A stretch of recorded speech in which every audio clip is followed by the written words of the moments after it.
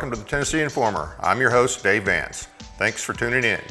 You may have seen our guests tonight on shows like the Glenn Beck Program, Reuters, CNN, Epoch Times, or even on the Tennessee Star. She's a prominent strong fighter against the left-wing curriculum in our K-12 schools, and we're fortunate enough to have her here with us tonight. Robin Steenman with Moms for Liberty will be with us in a few minutes. But first, it's time for updates and announcements.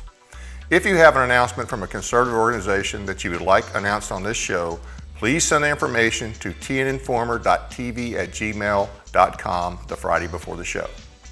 The Benton County GOP will hold their monthly meeting Thursday, November 9th, 6 p.m. at the Town and Country Steakhouse, 314 Highway 641 North in Camden. I will be the speaker, and the topic is HB 0726 and nullification of unconstitutional laws. ArrowRecovery.org will hold their fundraising gala November 10th, 2023. It'll be an inspiring and impact leading with Grammy Award-winning talent to benefit Arrow Recovery at 400 4th Avenue, South Nashville, Tennessee from 6:30 to 10 p.m. Arrow Recovery's mission is to save lives. Arrow Recovery trains and deploys humanitarian special operators to effectively respond to natural and man-made disasters and to combat sex trafficking. It's made up of veterans and first responders. Arrow Recovery tackles some of the most difficult rescue and response missions across the globe. Through the Heal the Heroes initiative, veterans, first responders, and anti-human trafficking operators first receive the healing they deserve and are then given the opportunity to cross-transfer their expertise and training into the humanitarian space. They align purpose, passion, and impact. These humanitarian special operators are then redeployed to disaster zones to save lives and to rescue the vulnerable on anti-human trafficking missions. Arrow Recovery humanitarian special operators' vast training and years of experience in austere environments combined with resources and aid of partner nonprofit organizations allows for highly effective missions and sustainable projects that save lives, ease their suffering, and preserve human dignity. To date, Arrow Recovery's humanitarian special operators have saved over 8,000 people. The Tennessee Committee for the Bill of Rights will hold their 21st annual Bill of Rights banquet Friday, December 15th at Trinity Chapel, 240 1st Avenue, Dayton, Tennessee. This year's keynote speaker is Senator Janice Bowling. Paid reservations are $40 for adults, children under 12 or 20. Send check by December 1st to June Griffith, 265 Crestview Lane, Dayton, Tennessee 37321. Meals will be provided by Evelyn's Catering. For good conservative talk radio, tune in to 105.3 WDXC Radio in Lawrenceburg from 5 to 6 p.m. on Mondays for the Kip Capley Show, and Wednesdays from 5 to 6 p.m. for the local GOP radio show hosted by the chair of the Lawrence County GOP, Brandon Taylor, and Lawrence Sutton, the secretary of the Lawrence County GOP. And now on Fridays with free speech news featuring Lawrence Sutton and Chris Morris, the chair of the Giles County GOP and an SEC member, from 5 to 6 p.m. If you want our state to step up and push back on our overreaching, often unconstitutional federal government, visit tncss@weebly.com and learn more about the nullification legislation we hope to get passed this session. There's no cost, it's an informational site, but we'd like for you to click on the Substack tab to sign up. We need as many as we can get to show support for this effort. Please talk to your state rep and state senator now and get their commitment to support this very important piece of legislation. Help put some teeth in the 10th. And now it's time to welcome our guest. Robin Steenman is a former B-1 pilot in the U.S. Air Force and mother of 3. She's the chair of the Williamson County Moms for Liberty, which was founded in 2021 to stand up to the radical left ideology threatening Williamson County schools. Her chapter gained notoriety for being the first to exercise Tennessee's anti-CRT law, though the complaint was ultimately dismissed on a technicality by then Commissioner of Education Penny Schwin. Since then, she has undertaken the 2023 School Year for Parents, a multi-pronged effort to educate the citizens of William County beyond the ideologies about the ideologies our children face in government schools, to include critical race theory, social emotional learning, gender ideology, restorative justice, comprehensive sexuality education, graphic sexual content in school libraries, and Marxist philosophy in American education. Robin has been married 13 years and is the mom to 3 beautiful children, ages 8, 6, and 3. Let's take a moment to watch some highlights of Robin's accomplishments.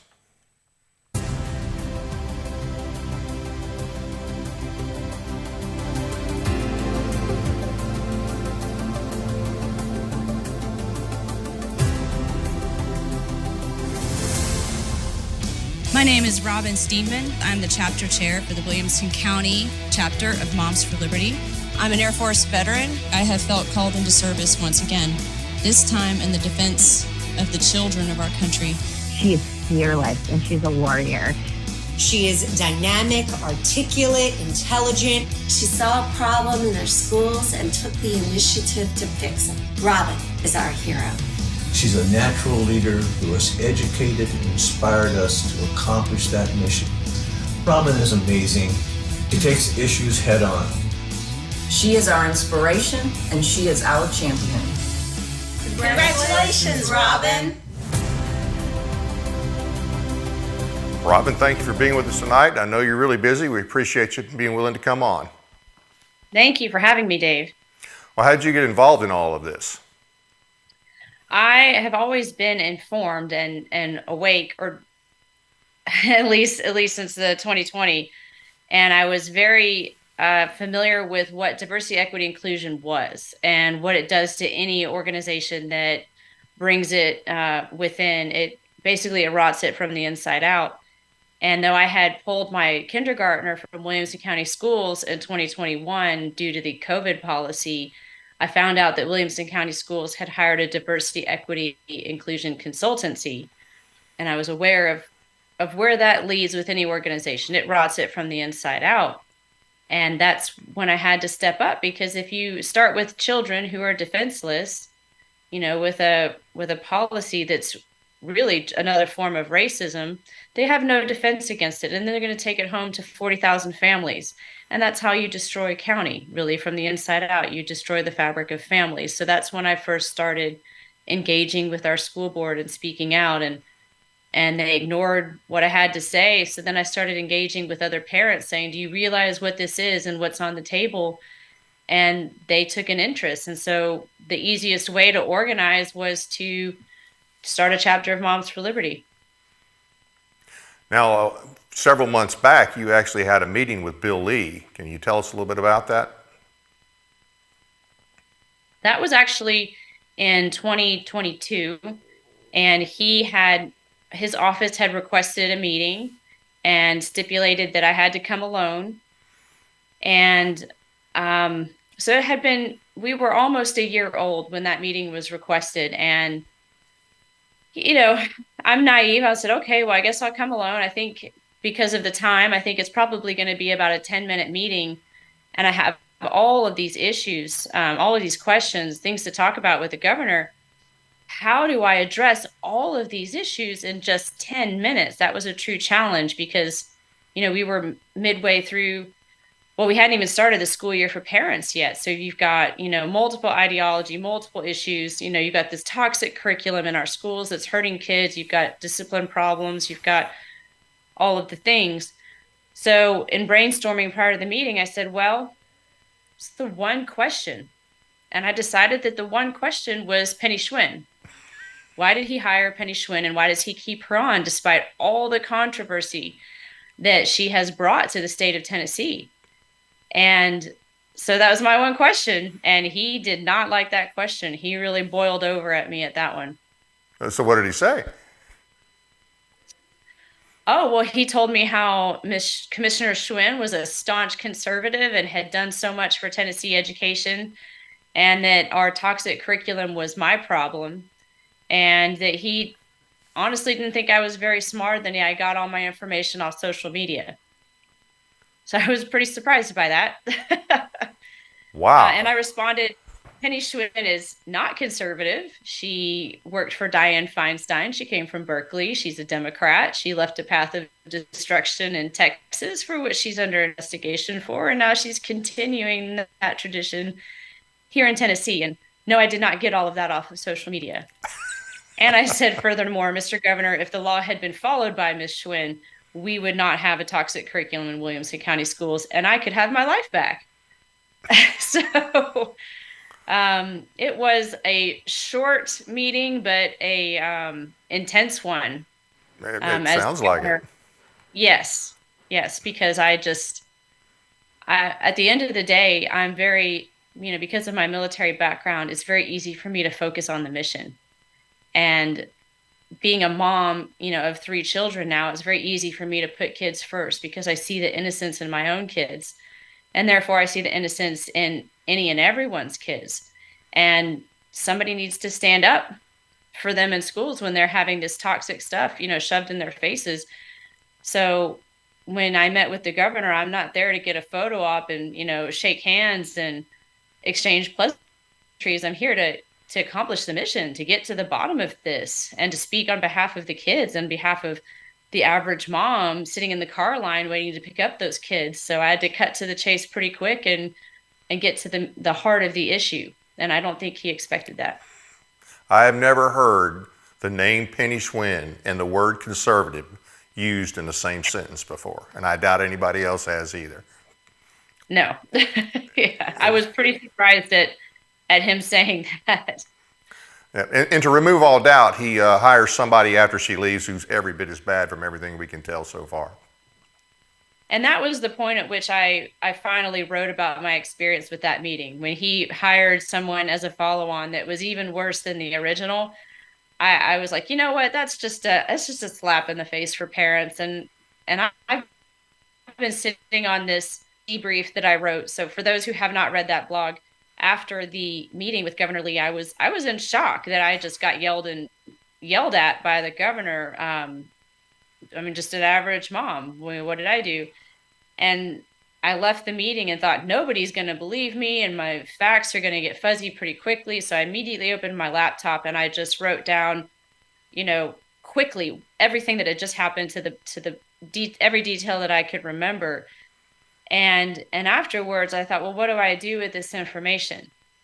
And I decided, well, I'll hold on to it. I prayed about it. And I definitely got an answer to just hold on to it. And then when he appointed Miss Lizette Gonzalez Reynolds, I'm like, you know what? It's time to let it go. Now's the time. It's time to publish that, which I did. And it's you can locate it on our website. Yeah, it's definitely worth a read. So you spoke at our GOP meeting in August, and you touched on the pillars of Marxism. Now, can you elaborate on that a little bit?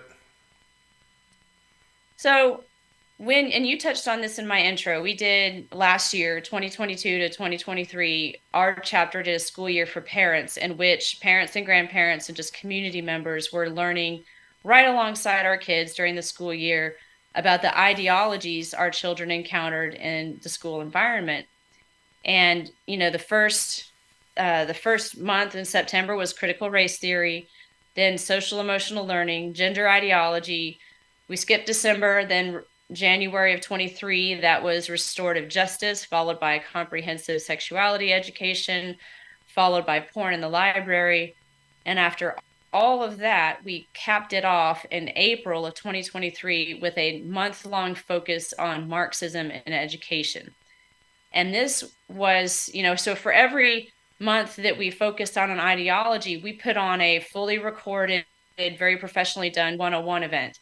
And Marxism 101 was just one of our best events ever because it put everything into context. And as I was researching to prepare for the 101, I was reading a book by Dr. James Lindsay called The Marxification of Education. And it goes into exactly how Marxism really, when it came into the American education bloodstream, it was very much in the 80s. And he starts to list off, the things that are in play for this. And I thought to myself, why in my mind, I just had this graphic of, the capstone and pediment, of Marxist pedagogy propped up by these crumbling columns. And I talked to our graphics person. I said, can you help me bring this idea, to fruition? And so she did. And so all of those columns are ideologies that we covered in the school year for parents in great detail. And with the idea that if you can understand these ideologies better than the automatons that carry them out, then you can one by one start to crumble, these pillars. And then therefore you shake the pediment and the capstone that Marxist pedagogy sits on. And pedagogy is teaching, but you can also interchange that word in that graphic with worldview. a Marxist pedagogy will impart a Marxist worldview to your kids.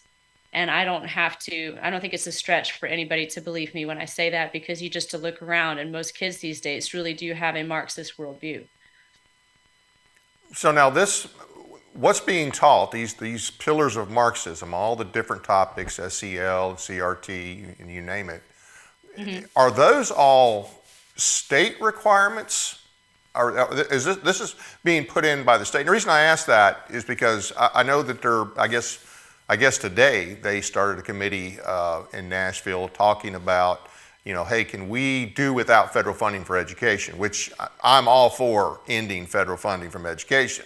I think that's a good first step. But I got the impression we talked last time that all the bad stuff was not just coming from the feds.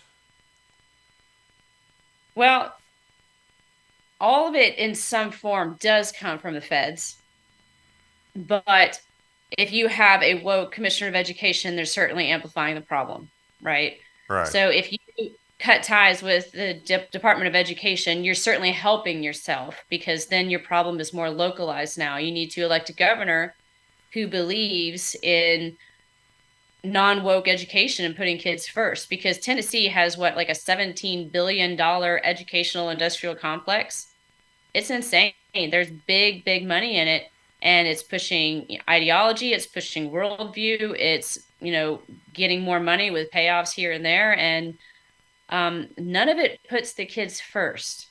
At the end of the day, I've had to answer the mail a lot on being accused of being a racist or speaking out against critical race theory. And at the end of the day, I want for all kids what I want for my kids. And I want them to dream big. What do you want to do in life? Do you want to be an astronaut? Do you want to drive a train? Do you want to anything that you can think of? Go do that. But school is supposed to equip them to chase those dreams. And if our schools fail in that mission and don't teach them to adequately read and write and do science and math, then they'll never accomplish their dreams. And that's a tragedy and a travesty. And Tennessee kids deserve better than that. Absolutely. So you mentioned CRT, and I'm sure you know that earlier today, I guess 3 pages from the Covenant Killers Manifesto was released. Somehow somebody got a hold of it. Louder with Crowder, I think, is the guy that released it. It was just 3 pages. Now, This lady was, this murderer that did all this, she was like 28 years old. Now, I only remember hearing about CRT in the last few years is when they did some legislation to try to curtail it. And so I don't know when it actually started or under what other terminology it may have been. But apparently, if you read what she had to say, she was a young white woman who hated white people, especially white people that had any money. That's just one of the things that really. So I'm like, I'm not saying that teaching CRT in the schools is an excuse for what she did. She committed the murders, but that's the kind of garbage that our kids have been taught for quite a while now, under whatever name. And so, especially if you have the mentally unstable people out there, and there's no shortage of them, and you're teaching them that kind of stuff in school every day, it's certainly going to have a negative effect. In addition to what you were talking about, if that's what they're focusing on instead of learning what they're supposed to learn in school, then we're setting them up for failure. Oh, absolutely. Critical race theory is a Marxist tool. If you trace back to the origin of critical race theory, it's a subset of critical theory. And critical theory was invented by neo-Marxists at the Frankfurt School in Germany in the 20s and 30s because actual Marxism didn't work, right? Trying to create the tension between the bourgeoisie and the proletariat, it's failed in most places. And it was certainly going to fail with Western culture. So it was back to the drawing board for the Marxists.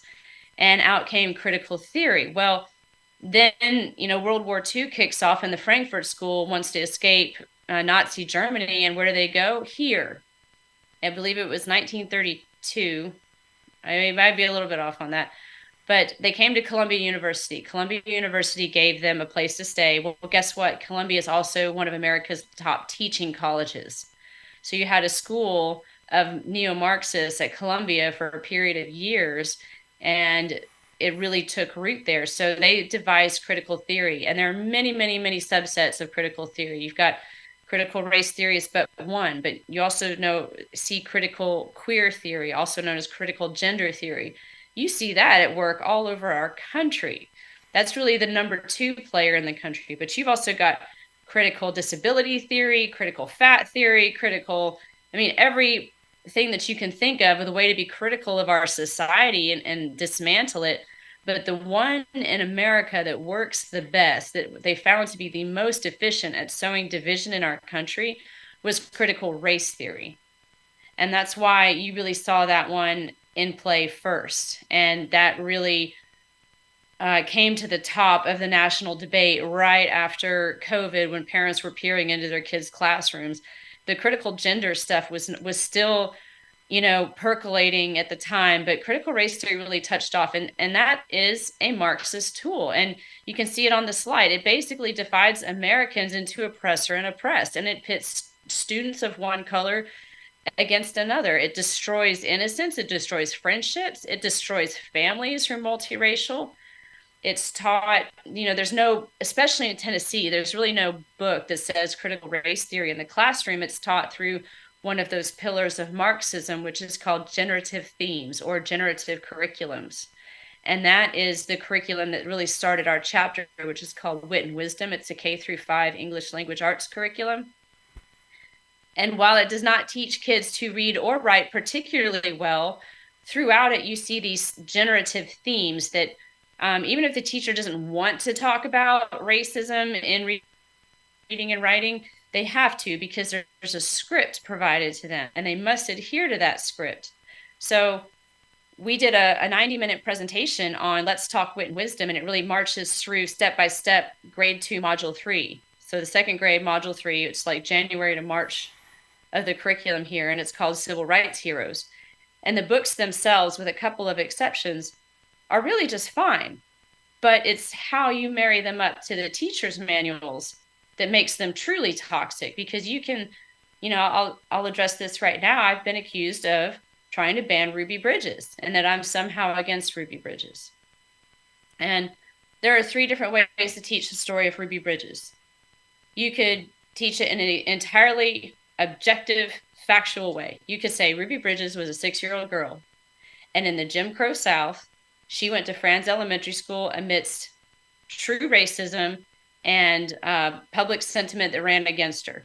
And by doing so, she helped turn the tide of civil rights in America. I could teach that in a positive light. I could say Ruby Bridges was this courageous 6-year-old girl, and her courageous parents sent her to Franz Elementary School, which is an all-white school, amidst the Jim Crow South, in true racism, but their courage prevailed, and they changed the world, and they changed our country for the better. Kids, be like Ruby Bridges. Or I could teach it in a very negative way. I could say Ruby Bridges was a 6-year-old girl. Mind you, we're talking to second graders. Right. So 6, 7-year-olds, 8-year-olds. And I could say Ruby Bridges was a 6-year-old girl who went to school, to an all-white school. She was a Black girl that went to an all-white school. And they yelled at her and spat at her and screamed slurs at her and put little baby dolls in wooden boxes that symbolized coffins. And this was true racism, and all this racism still exists today. And nothing's really changed. Wow. So you can even ask a liberal, how would you teach Ruby Bridges to an elementary school kid? And they never pick option 3. Turns out most of them agree with me, because personally, I teach my kids about Ruby Bridges and Martin Luther King and that whole era in the positive way. And I highlight the changes that this country has made and the courage that it took to bring about those changes. I don't tell them that nothing's changed and everything's racist and they should be ashamed to be white because they're inherently racist too. That's damaging. You wither a child's soul it's like pouring an acid on the soul of a kid. You're destroying their innocence. You're destroying any chance of friendships that they might have with other kids of other colors and races. And you're basically sowing racism in them. And you're telling them that they're bad on their skin color or that they're not good enough based on their skin color. No kid on any side of CRT benefits from it. They all suffer and pay a price in the end. Yeah. And essentially, they're doing what they complained about being done back at that time frame. I mean, it's basically just reverse discrimination, but apparently the left is okay with racism. They don't have a problem with racism as long as it's directed towards white people. They just don't want it directed towards racial minorities.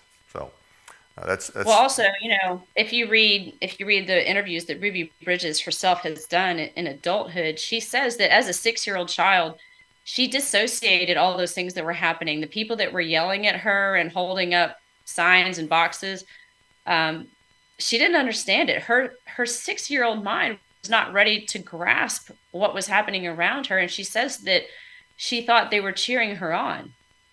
So, and yet we're going to push this on second graders today and expect them to struggle with systemic racism and oppression and all of those things. If I remember right, it was Penny Schwin that approved Wit and Wisdom for the schools, even though it violated, I think, the anti-CRT law, which it didn't, the law having to do with CRT didn't actually have the word, I think it had prohibited principles or something like that in it. I think it was after that passed that she pushed that book, if I'm not mistaken. Do you recall one way or the other? She pushed it in 2019 into 2020. And so the law was passed in 2021. Okay. But the thing is that Wit and Wisdom, she had 3 favored curriculums that year, and they were all very social emotional learning laden. They were social emotional learning curriculums that really didn't prioritize English language arts itself, but prioritized deep, dark, negative themes and emotionally charged themes. That's really what SEL is. And so those 3 were EL Education, CKLA, and Wit and Wisdom by great minds. And she was told, she got wind in June of 2019, that all 3 of her favorite curriculums were going to fail state review. And so what did she do? She fired all those reviewers and then hired new reviewers and had it re-reviewed. And she had Johns Hopkins University come in to like bless the whole thing as if we need their blessing. And so then the new reviewers conducted another review under the watchful eye of Tennessee Department of Ed. Usually they're off-site. And in this case, they were on-site and being supervised. And 2 out of the 3, CKLA and EL Education, they passed the second round. But Wit and Wisdom failed yet again, and it failed miserably. And why? Because it's an English language arts curriculum with no phonics component. So it was never going to pass. And yet she waved it into 33 counties anyway, because it was a favored curriculum that had all this toxic stuff in it. Good Lord. You mentioned, go ahead. Well, and that's what I meant when I told Governor Lee. I said, if the law had been followed, I wouldn't be here. I wouldn't have been sucked into this, standing up for kids in the classroom, because in Williamson County, we have had second graders traumatized by this curriculum. Yes, in the first year it was taught, we did a FOIA request to find out, all the parent complaints that were happening. And there were at least 8 complaints saying, like, this is negatively affecting my child. I have a picture of a kid that's, a mom snapped, and he's just, it is not a look that any second grader should have. It's just a forlorn, melancholy, deer in the headlights sadness. And that's what this curriculum is doing to this kid, and he didn't want to do it anymore. But he had to. He had to tune in on his computer and get the next lesson. And it was 9 weeks of that, of critical race theory laden lessons. Essentially brainwashing. Yes. And they're just not prepared. That second grade hasn't even covered that part of American history yet they're just supposed to be learning to read and write. But we're talking about all of this. And if you look at the curriculum as a whole, there are, resurgent themes they're laced throughout it. One is suicide ideation, cannibalism, murder in kindergarten, critical race theory in kindergarten. The suicide ideation is in the 1st and 3rd grade. The 5th grade has promiscuity, drunkenness, just really graphic war scenes from the Civil War. In 4th grade, they teach kids about American history, but in a vile way that says that George Washington was known as the town destroyer.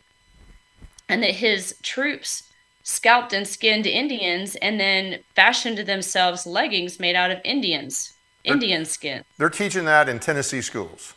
Yes, in the 4th grade in the 33 counties that teach Wit and Wisdom. And this same book presents American history in such a horrible way. And then when they present the Declaration of Independence, it leaves out the all men are created equal part. And then the graphics that go along with these depictions are truly horrible. It shows American soldiers shooting, and British soldiers. There'll be like a colonial house on fire and a woman with her children running to escape out the front door, and the soldiers gunning them down.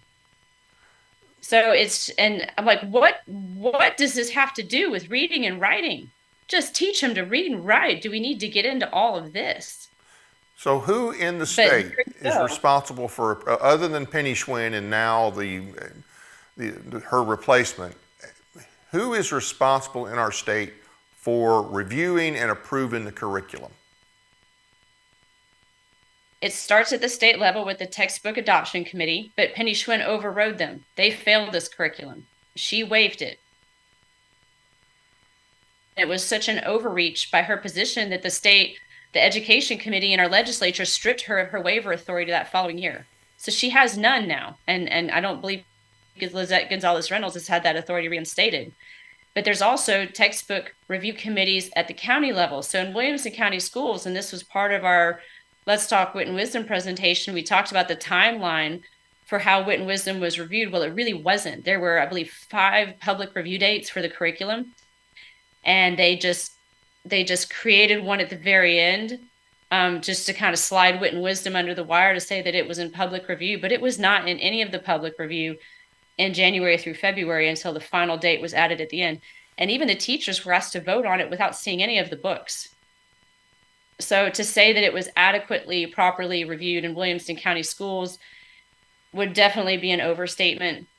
And that the teachers many of them felt kind of backed into a corner to pick it. But, Williamson County Schools will all the time cite statistics that 60% of teachers chose Wit and Wisdom. And how can you go against the teachers? Well, I've talked to the teachers, and I know what it means when you say 60% of them chose it. Most of them hadn't even seen it, and they picked it because they said, well, it's got to be better than CKLA or EL education because those were pretty bad. And as far as, the other ones on the list, McGraw-Hill and Houghton Mifflin Harcourt, those are old, tried and true textbook publishers. They were really kind of sidelined by Penny Schwin, kind of put on the back burner and even disqualified on a technicality. Houghton Mifflin Harcourt was disqualified on one part of one lesson in one grade. And so it was just taken off. And counties were requesting that curriculum for months, requesting waivers for it. And many of them gave up and just went with a favored curriculum. And I think in the end, 7 counties got last minute approvals in May of 2020 for Houghton Mifflin Harcourt, which is a perfectly fine curriculum. At least it was at the time. So that's how it happens. The review processes here at the counties fail because I think people just take it for granted that the state's looking out for them, and if it's on an approved list, how bad could it be? And it really came from the top. It came from Penny Schwin in our case. She pushed it through and it worked. And once it's in and the schools have spent $6 million on it, to ask them to drop that curriculum and go find another one is quite a stretch, even though our schools are so flush with money and the kids should be first. And if it's a toxic curriculum, you need to get rid of it yesterday. They'll still tell you that they don't have the money for that. So, and then Penny Schwin's job is done. And then when I end up in Governor Lee's office, and how do I ask my one question and I ask about Penny Schwin, and, then I got read the right act. You were the messenger. But that's how it happened. Yeah. Yeah. Apparently. And I even told him, I said, I'm here to tell you what the average parent is thinking. And they can't square the corner of how you say you're a conservative Christian, and yet you appointed this commissioner of education in Tennessee that has done so much damage to our schools and our children. And how do you answer that? And there was no answer. But the bottom line, obviously Lee is to blame. He owns this, Penny Schwin. But, our legislature, and I know there are some good ones up there. There's not a lot of them, but there are some of them who have worked on this issue. But two things. Number one, there seems to be way too much deference to the governor. Okay, rather than they should have told him long ago, look, she is ate up from the floor up. She's allowing garbage and poison in our system, and she and it need to go. They didn't do that because they didn't want to embarrass the governor. But it also seems like we pass a lot of laws that don't have any teeth. Oh, if it comes from the governor, it's toothless. So some of them have. They've gone to Governor Lee's office and asked about Penny Schwin, and they just got yelled and screamed at. I just didn't think, I thought that being an average mom and citizen, it wouldn't happen to me. But sure enough, I got yelled and screamed at too. So don't bring up Penny Schwin with Governor Lee, or at least, back when she was around. But yeah. So there were some, they tried and they didn't understand it. Nobody could really quite understand why bringing up her name was such this emotional hot button issue with him, because in trying to argue the point, not that I was trying to argue with the governor, but it was, I've debated plenty of liberals and leftists in my work, because that's civil discourse is the best way to solve a problem and to understand where your common ground is. And so, but, arguing, as you probably know, arguing with a liberal or a leftist is darn near impossible because it's all emotion. And you can't get them to, come and agree on a fact, on anything, because they don't like objective truth. Right. Strangely, that's exactly what my meeting with Lee was like. It was all emotion. And I was like, no, but what about this fact and this fact and this fact and this fact? And it didn't matter. It was all, how dare you question me, emotion. And I walked out and I sent a text to my husband. I'm like, did you happen to see the mushroom cloud above the Tennessee Capitol just now? That was me. Wow, that's pathetic that we have a governor like that. Absolutely pathetic. You mentioned SEL a minute ago. What do parents need to understand about SEL, which it's been around quite a while, to be honest with you. I remember back when Common Core was first hitting, SEL was already there. It just didn't get near as much attention as the Common Core did. So SEL has been percolating for a while. Which stands for Social Emotional Learning. And it really started with the Fetzer Institute, which goes further back. And the Fetzer Institute is all about changing the fabric of society and changing the world to the new world order.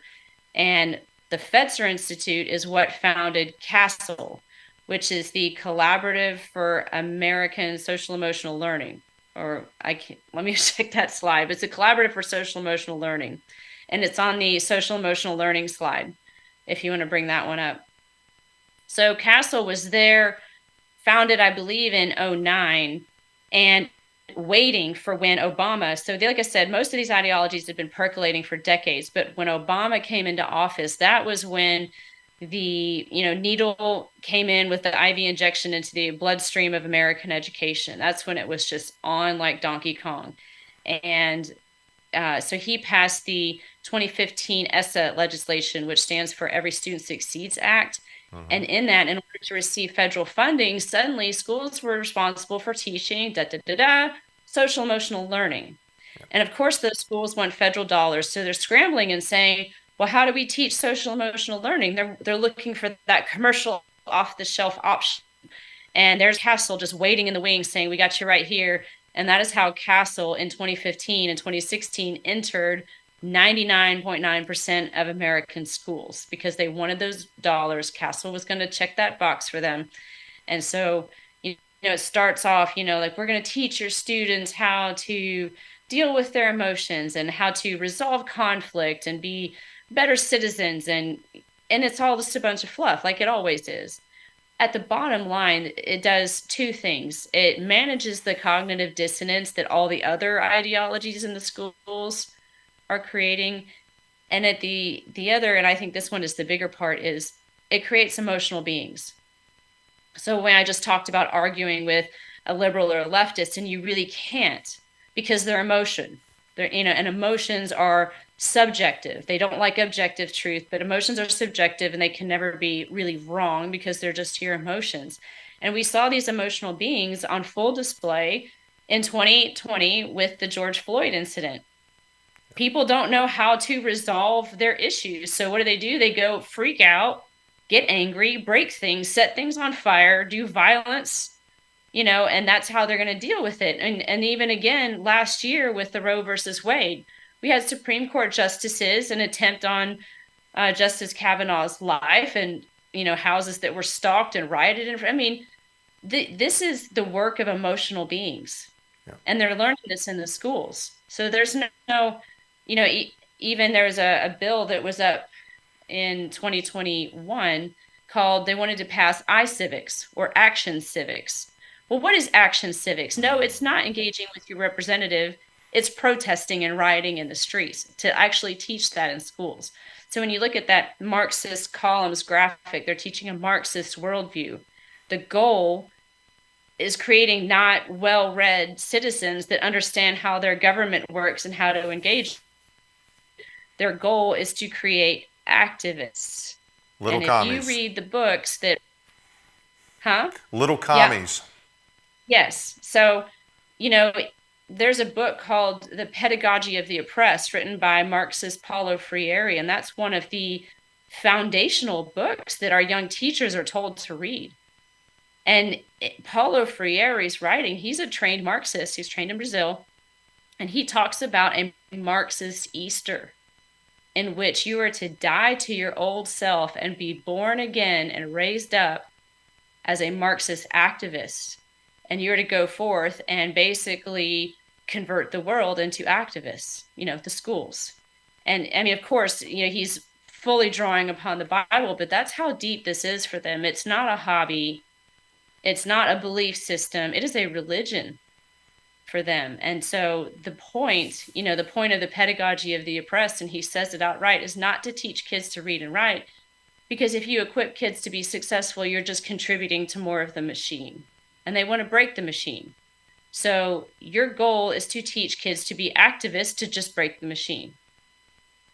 So they can, And ultimately, I'm not so they making can it up. take over. Ultimately, so the left can take over and run everything. Ultimately. Wow. That's how you destroy a country. You fight a house divided against itself cannot stand. So what about all this mental health screening that's going on in schools now? What do parents need to know about that? Opt out. You want nothing of it. You want nothing of surveys either. So surveys are really a subset of social emotional learning. It asks kids these leading questions about their emotions and their family life and their personal life. And it really just like the results will create a need for more social emotional learning. So they'll point to the survey results and say, kids demand more social emotional learning. Let's give them more social. But that's because the questions are often rigged to point to that. And the other thing, too, is it's data mining children. It asks them highly personal questions about their life at home, about their family life. Where's all this information going? Who stores it? Who gets it? Who's paying for it? It's big business. Big business. There's a lot of money in it.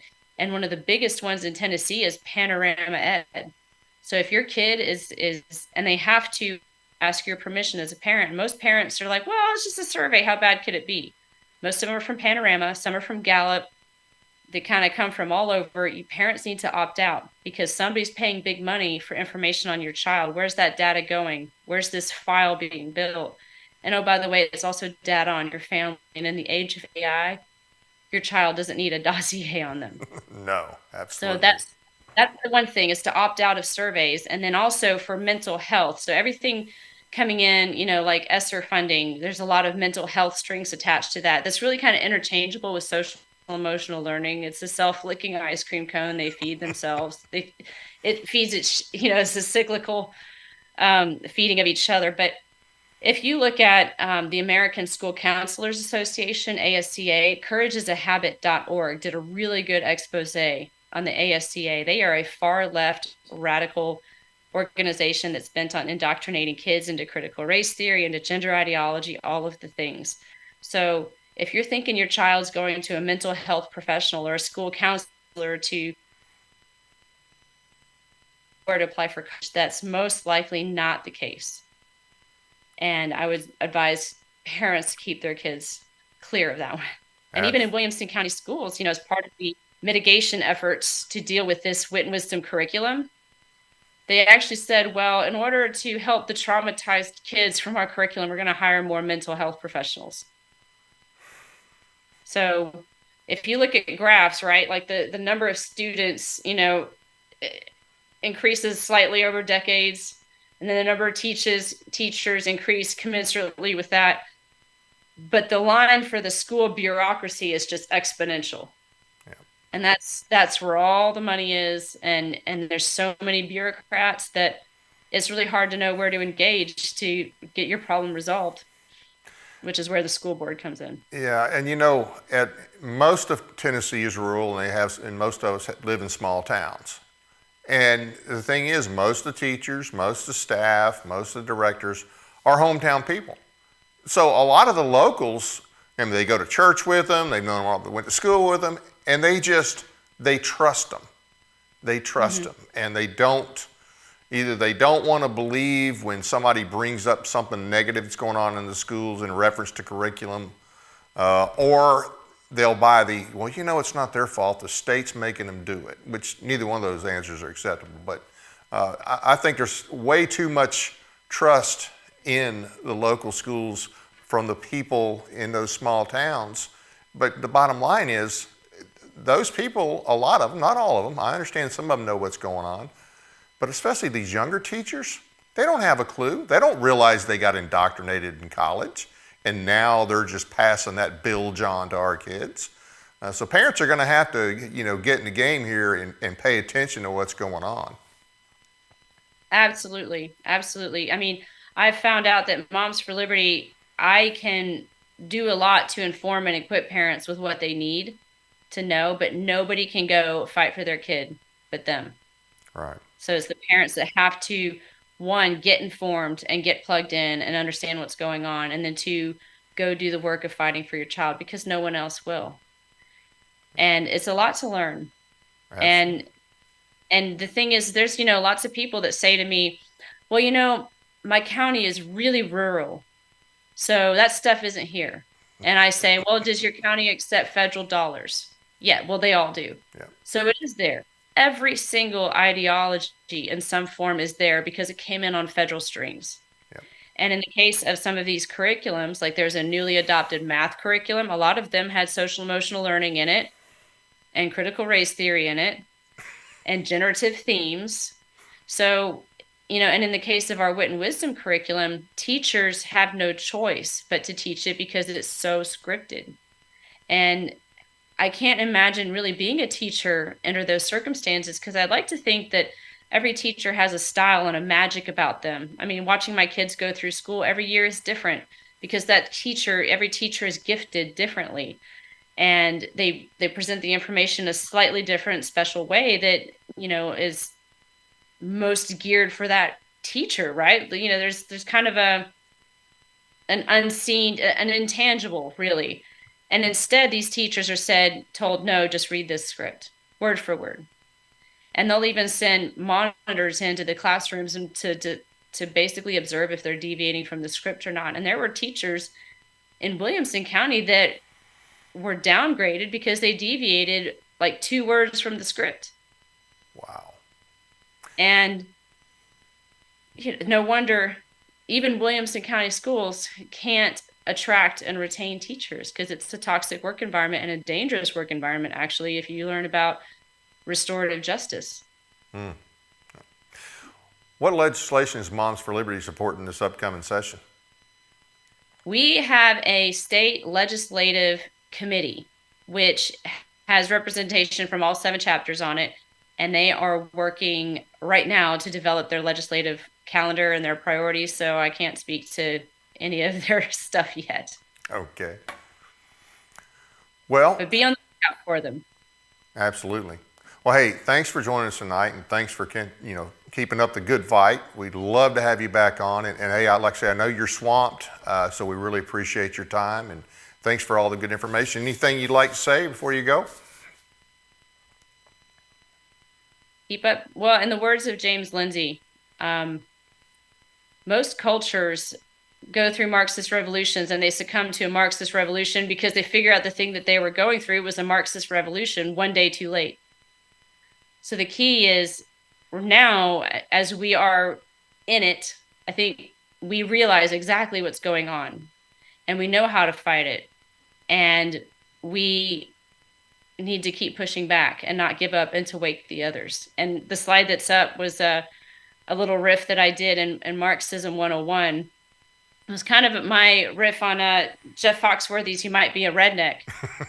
So you might be in a revolution if statues are being torn down and history is being rewritten. And as I went through all of these things, in the auditorium, everybody kind of laughed because it's funny, but the crazy thing is it's entirely true. Yeah. And after you read all of these, you're like, wow, I think we're in a Marxist revolution. Absolutely, unfortunately. And your website is momsforliberty.org, I believe. So that's the national website, momsforliberty.org. And you can find our chapter website through that website, or you can go straight to our chapter website, which is what's currently being pictured. And that's momsforlibertywc.org for Williamson County. Now, how many county chapters do you have in Tennessee? 7. 7. And we need more. Pennsylvania has 29. Wow. How's that happen? So Tennessee needs to step up. There's a lot of work to be done, and many hands make light work. Absolutely. Well, hey, thanks again for all you do, and really appreciated having you on tonight. Some great information. I want to thank everybody for watching and for spending an evening with us. Please be sure to hit the like and subscribe buttons as well as the notification bell to stay informed about our new and upcoming shows.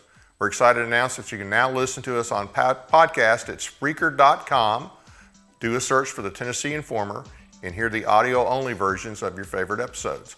You can also download the Spreaker app from Android or Apple phones to listen while you're on the go. Please take a moment to check out and follow our Facebook page at TN Informer. We'll be posting a lot of news and information on there, as well as on our website, tninformer.com, where you can also sign up for a weekly newsletter. Take a moment to share with us with your friends so you can stay up to date and stay in touch with the latest political conservative news in Tennessee. We strive to bring you the best guests, and I will say this, we do have the best guest in Tennessee. I think tonight's just another example of that. And next week's no different. Be sure to join us next Monday when our guest will be Seth Griffith with aerialrecovery.org. We'll be discussing the topic of human trafficking and provide ways on how you can help fight it. You don't want to miss this important show. So that's it for today. Good night from Paris, Tennessee, that is.